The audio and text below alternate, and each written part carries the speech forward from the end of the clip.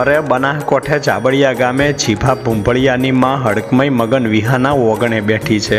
વાલા, એક દી કોઈ કારણોસર ગામમાં કોઈના ઘરેથી ચાબડિયામાં માને હડકમયને વાળવાની થઈ અને ગામના લોકોએ આવીને કહ્યું કે મગન ભુવાજી, માને હમણાં વાળવાનું રહેવા દો। કે કેમ?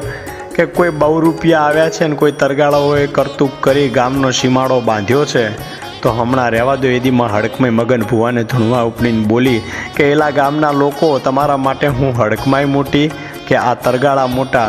જાઓ, હું હવાર પર દી ઉગે અને ડાકલું મંગાવજો, હું માતા વળી જઈશ।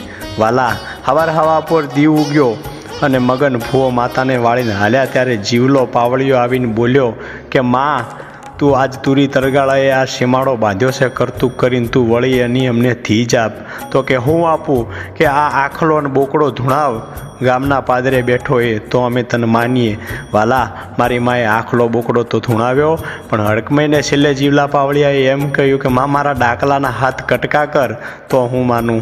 વાલા, છેલ્લે માએ હાથ કટકા ડાકલાના કર્યા અને જીવલો પાવળિયો બોલ્યો કે માં, આજ મારું ડાકલું, મારી રોજી તૂટી ગઈ, હવે ડાક વગર હું આગળ ના વધું।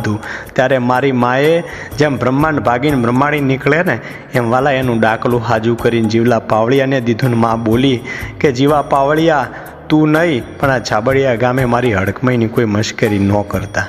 વાલા, આને કહેવાય છે સત। જય હડકમયમાં।